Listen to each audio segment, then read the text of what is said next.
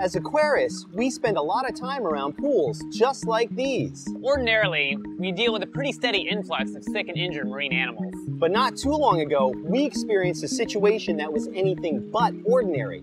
Imagine these same pools filled with cold-stunned sea turtles. I'm talking turtles everywhere. More turtles than we thought we'd ever see in a lifetime, and each one in need of critical care.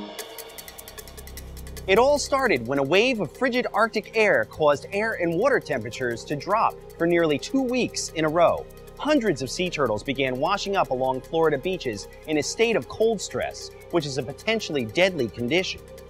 When it first started early January, we got 1 turtle in. And then the next day we got 2 turtles in.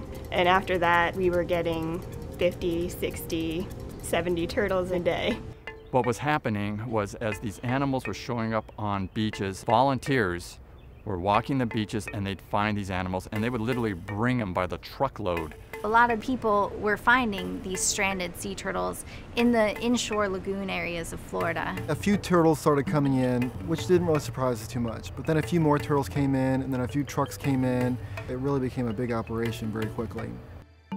Cold-stunned sea turtle means that the internal body temperature of the turtle has dropped very dramatically. The turtle becomes slow and lethargic, they'll float on the surface of the water, and they basically shut down all their natural body processes.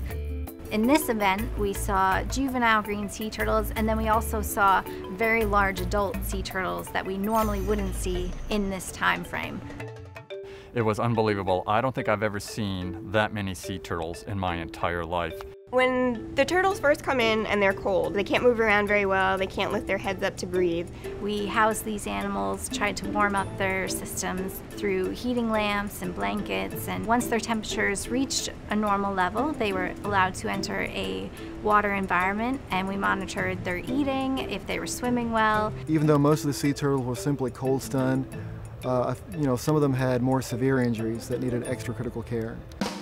The first 2 weeks, we didn't take any days off at all. We were just here all the time. We were kind of working around the clock in shifts just to manage all the sea turtles that were coming in. We would work about 15, 16-hour days some days and wake up and do it again the next day. Normally we have a few people that are dedicated to sea turtles, 24/7, 365 days a year.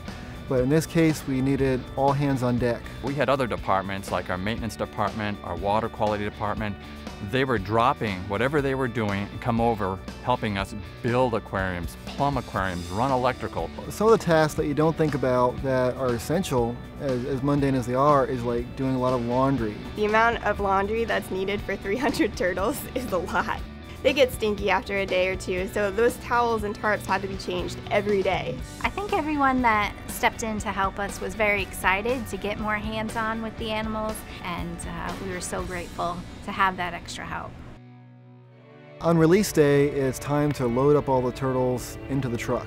We released a whole semi-truck full of turtles within one morning. Releasing that many animals, generally when we release 1 sea turtle, it's very important and very rewarding. So when you release 40 in one day, it's amazing. The first wave of turtles that we released in Juneau Beach was a very festive event. You're in the middle of it and you're going and going, you stop and look around and you see all these people helping you. It kind of makes you stop and look and you're like, wow, this is pretty cool.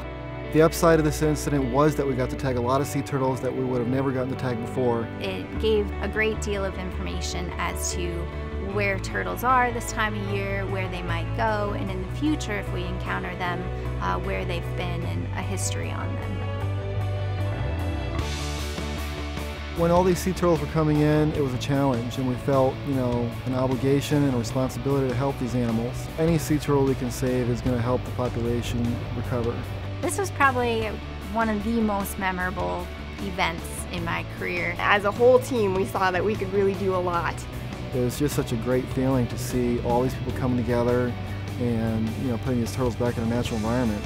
It was a tremendous effort. In a 2-month period, approximately 300 sea turtles were rescued, rehabbed, and released by this group of people. A truly phenomenal event.